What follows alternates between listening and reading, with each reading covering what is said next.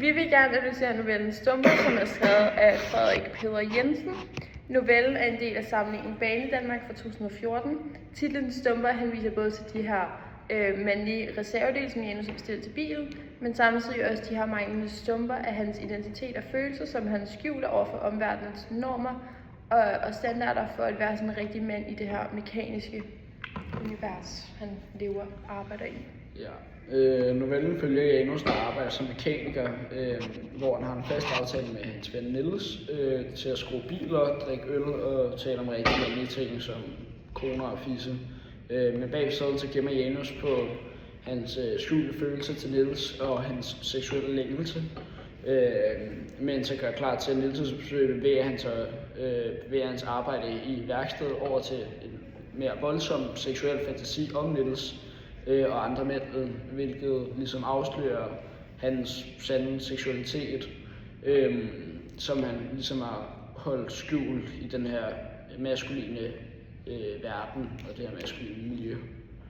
Ja, vores fortolkningshypotese er egentlig, at teksten handler om den her skam, der er forbundet med at skulle leve op til samfundets normer, og de sådan krav, der er til, hvordan man egentlig er en rigtig mand, samtidig med, at man indvendigt føler en sådan anden identitet og en sådan anden længsel, og sådan, han ligger meget skjult på den i hans hverdag, hvor at det med bare at gå en tur eller tale om følelser, det er bare ikke noget, man gør.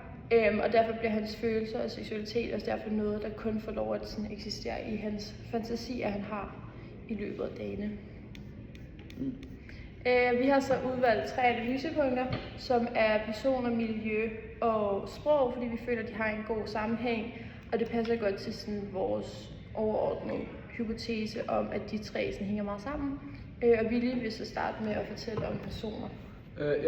Jeg vil starte med en analyse, hvor Janus observerer Niels med et blik, der sådan viser mere end venner, og han gerne vil være mere end venner.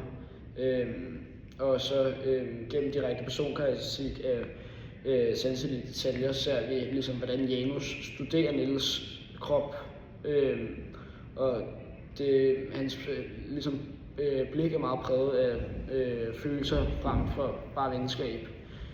Og så er der et citat, han tænker på Niels,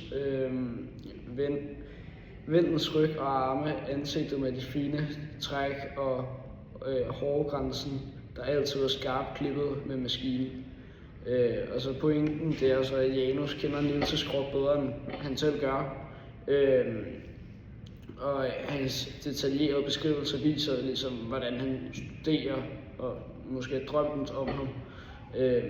Og han ligesom er besat af de små stumper af Niels. Ja.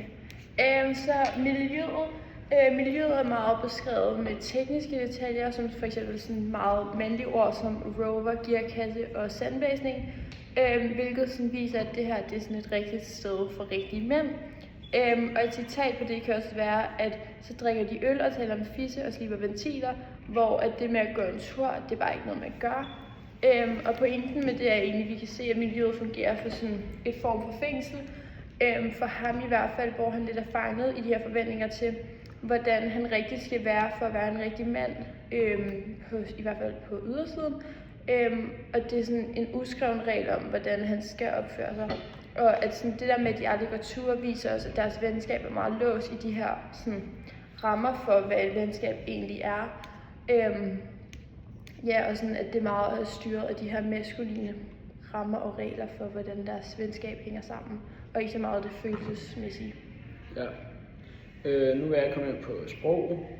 Han bruger ligesom faglige begreber som besjelling og metaforik, og ligesom hvor sproget skifter fra tørt og teknisk til at være mere følelsesredet og grænseoverskridende.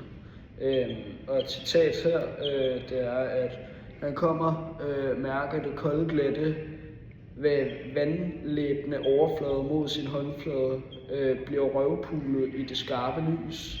Så pointen det er så, at arbejde med biler og slibe at masse metallet bliver ligesom en metafor for den seksuelle kontakt, de har, eller som Janus vil have, at de skal have.